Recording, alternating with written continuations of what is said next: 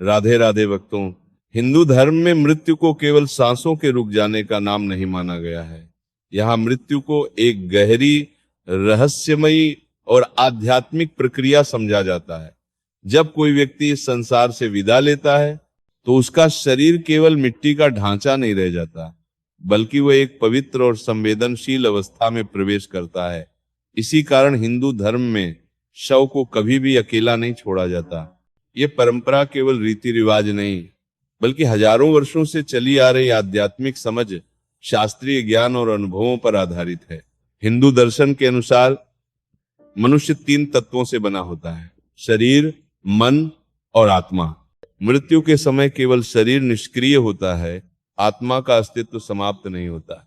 मान्यता है कि मृत्यु के बाद आत्मा तुरंत शरीर को पूरी तरह त्याग नहीं देती, वह कुछ समय तक अपने भौतिक शरीर के आसपास ही विचरण करती है। यह समय आत्मा के लिए अत्यंत संवेदनशील होता है। इसी अवस्था को प्रेत अवस्था या सूक्ष्म अवस्था कहा गया है। शास्त्रों में उल्लेख मिलता है कि जब तक अंतिम संस्कार नहीं हो जाता, तब तक आत्मा शरीर से एक अदृश्य डोर से जुड़ी रहती है। यदि इस समय शव को अकेला छोड़ दिया जाए तो आत्मा को पीड़ा, भय और असमंजस की स्थिति का सामना करना पड़ सकता है। इसी कारण परिवारजन शव के पास बैठते हैं, उसे अकेला नहीं छोड़ते और लगातार ध्यान रखते हैं। मृत्यु के बाद आत्मा की स्थिति। गरुड़ पुराण के अनुसार मृत्यु के बाद आत्मा अत्यंत असहाय अवस्था में होती है। न तो वे पूरी तरह इस लोक में रहती है और न ही परलोक में प्रवेश कर पाती है। उस समय आत्मा को अपने ही शरीर को निर्जीव अवस्था में देखना पड़ता है। यह अनुभव अत्यंत पीड़ादायक माना गया है। यदि शव अकेला पड़ा हो तो आत्मा को ऐसा प्रतीत होता है जैसे उसे त्याग दिया गया हो। इसी वजह से परिजन शव के आसपास रहते हैं, जिससे आत्मा को यह भाव मिले कि वह अभी भी अपनों के बीच है। हिंदू धर्म में इसे करुणा और कर्तव्य का भाव माना गया है। दीपक क्यों जलाया जाता है? शव के पास दीपक जलाने की परंपरा भी इसी मान्यता से जुड़ी है। माना जाता है कि मृत्यु के बाद वातावरण में नकारात्मक शक्तियां सक्रिय हो जाती हैं। दीपक की लौ नकारात्मक ऊर्जा को दूर रखती है, आत्मा को प्रकाश का मार्ग दिखाती है, भय और अंधकार से रक्षा करती है। शास्त्रों में कहा गया है कि आत्मा अंधकार से डरती है। यदि शव को अंधेरे और अकेले में छोड़ दिया जाए तो आत्मा भटक सकती है। जब किसी की मृत्यु होती है तब राम नाम सत्य है का उच्चारण किया जाता है। यह केवल एक वाक्य नहीं, बल्कि आत्मा को दिया गया एक संदेश है। इसका भाव है, इस संसार का सत्य क्षणिक है, पर ईश्वर का नाम ही अंतिम सत्य है। यह मंत्र आत्मा को यह समझाने का प्रयास करता है कि अब उसका सांसारिक संबंध समाप्त हो चुका है और उसे आगे की यात्रा के लिए तैयार होना चाहिए। यदि इस शव को अकेला छोड़ दिया जाए और यह मंत्र न गूंजे तो आत्मा सांसारिक मोह में फंसी रह सकती है। रात में शव को अकेला क्यों नहीं छोड़ते? विशेष रूप से रात के समय शव को अकेला छोड़ना अशुभ माना गया है। मान्यता है कि रात में नकारात्मक शक्तियां अधिक सक्रिय होती हैं। प्रेत, पिशाच और असंतुष्ट आत्माएं भ्रमण करती हैं। कमजोर आत्माएं उनके प्रभाव में आ सकती हैं। इसीलिए घर के सदस्य जाकर शव के पास बैठते हैं, भजन करते हैं, रामायण या गीता का पाठ करते हैं। यह सब आत्मा की रक्षा और शांति के लिए किया जाता है। शव को सम्मान देना क्यों आवश्यक है? हिंदू धर्म में शव को अंतिम समय तक सम्मान देना अत्यंत आवश्यक माना गया है। कहा गया है कि जिस शरीर ने जीवन भर कर्म किए, उसी शरीर के माध्यम से आत्मा ने संसार का अनुभव किया, इसलिए उस शरीर को अपमानित या उपेक्षित करना पाप माना गया है। कोइल पार्वती, शव को अकेला छोड़ देना शास्त्रों के अनुसार आत्मा के प्रति अनादर की भावना को दर्शाता है। वैज्ञानिक दृष्टिकोण परंपरा से जुड़ा।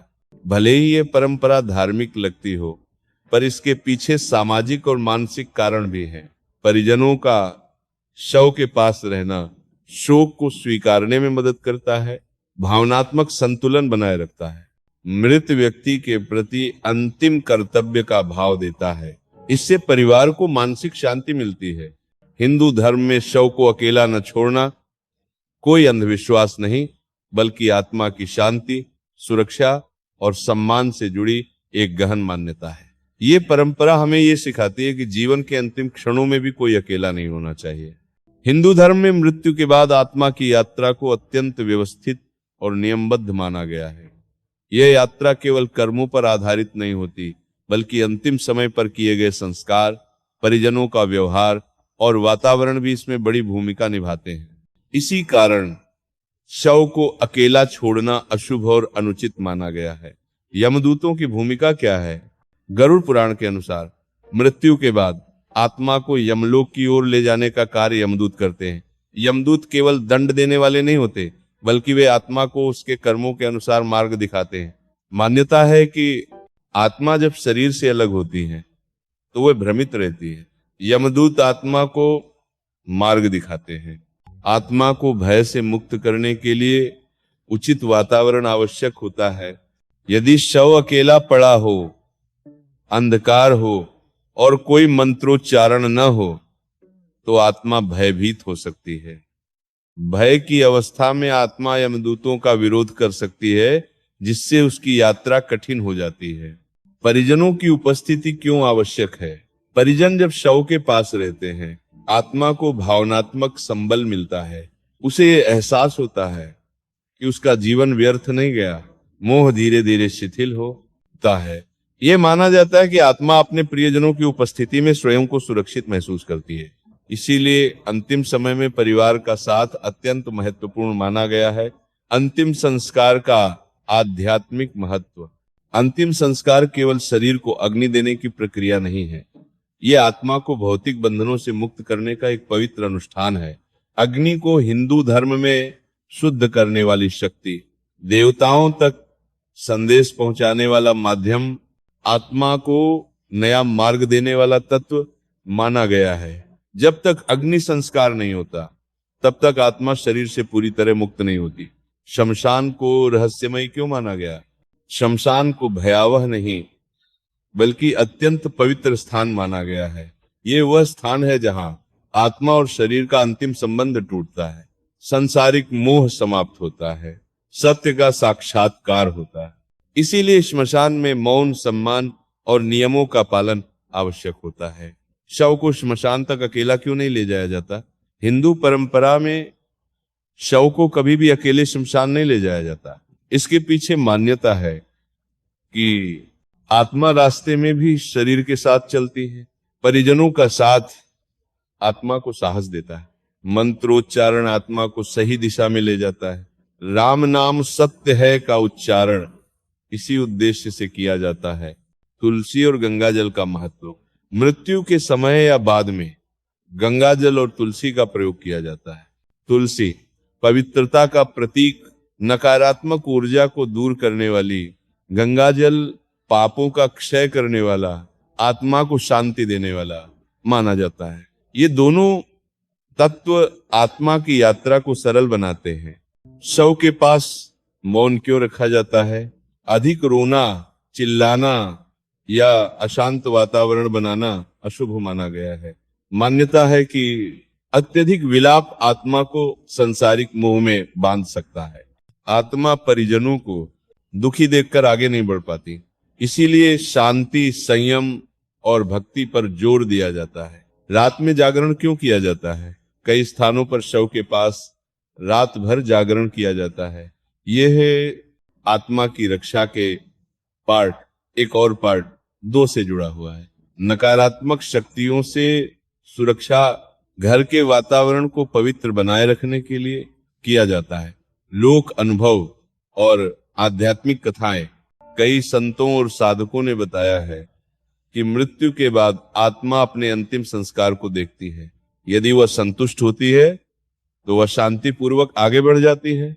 यदि असंतुष्ट होती है तो वह भटक सकती है। यही कारण है कि शव को कभी उपेक्षित नहीं किया जाता। हिंदू धर्म में मृत्यु के बाद किए जाने वाले कर्मकांड केवल परंपरा नहीं, बल्कि आत्मा की भूख, तृष्णा और असंतोष को शांत करने की एक गूढ़ व्यवस्था माने गए हैं। शव को अकेला न छोड़ने की परंपरा का संबंध सीधे इन्हीं कर्मों से जुड़ा हुआ है। शास्त्रों के अनुसार मृत्यु के बाद आत्मा न तो पूरी तरह भौतिक शरीर में रहती है और न ही उसे स्थूल संसार का सुख प्राप्त होता है। वह एक ऐसी अवस्था में होती है जहां उसकी इच्छाएं जीवित रहती हैं पर साधन नहीं होते। मृत्यु के बाद आत्मा को भोजन क्यों अर्पित किया जाता है? एक सामान्य प्रश्न ये उठता है कि जब आत्मा का शरीर नहीं है तो उसे भोजन की आवश्यकता क्यों होती है? गरुड़ पुराण के अनुसार प्रेत अवस्था में आत्मा को सूक्ष्म भोजन की आवश्यकता होती है। यह भोजन स्थूल रूप में नहीं बल्कि भावना और मंत्रों के माध्यम से आत्मा तक पहुंचता है। इसी कारण चावल के पिंड बनाए जाते हैं, जल अर्पित किया जाता है, मंत्रोच्चारण के साथ भोजन समर्पित किया जाता है। ये सब आत्मा की भूख और प्यास को शांत करने के लिए किया जाता है। पिंडदान का वास्तविक अर्थ, पिंड का अर्थ है शरीर का प्रतीक, पिंडदान का अर्थ है माँ को नया सूक्ष्म शरीर प्रदान करना। मान्यता है कि मृत्यु के बाद आत्मा के पास कोई ठोस आकार नहीं होता। पिंडदान के माध्यम से आत्मा को ऐसा सूक्ष्म आधार मिलता है जिससे वह यमलोक की यात्रा कर सके। यदि पिंडदान न किया जाए तो आत्मा असंतुष्ट रह सकती है और बार बार अपने परिवार के आसपास भटक सकती है। शव को अकेला न छोड़ने और पिंडदान का संबंध, जब तक अंतिम संस्कार और प्रारंभिक कर्मकांड नहीं हो जाते तब तक आत्मा अपने शरीर और घर से जुड़ी रहती है।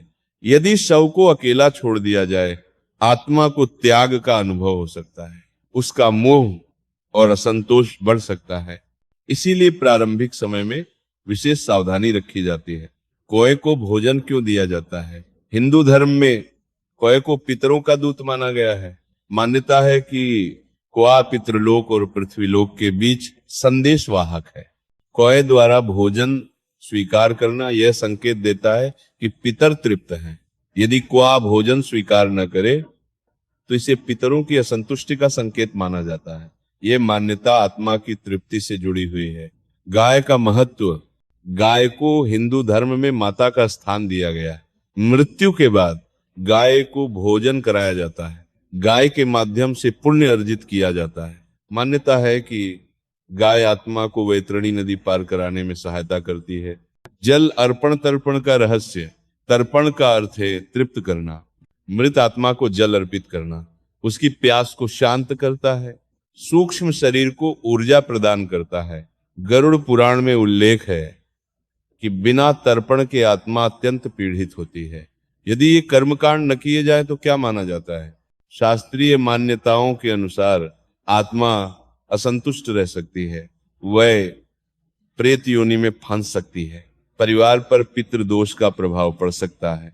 इसी कारण इन कर्मों को अत्यंत आवश्यक माना गया है। शव को सम्मान देने का अंतिम अवसर, अंतिम संस्कार से पहले शव के पास रहना आत्मा को अंतिम सम्मान देने का अवसर है, परिजनों को विदाई का समय देता है। ये एक भावनात्मक और आध्यात्मिक प्रक्रिया है। आधुनिक समय में भी परंपरा का महत्व, आज के समय में भी, चाहे शहर हो या गांव, ये परंपरा किसी न किसी रूप में निभाई जाती है। भले ही लोग कारण न जानते हों, लेकिन अनुभव और आस्था इस परंपरा को जीवित रखे हुए है।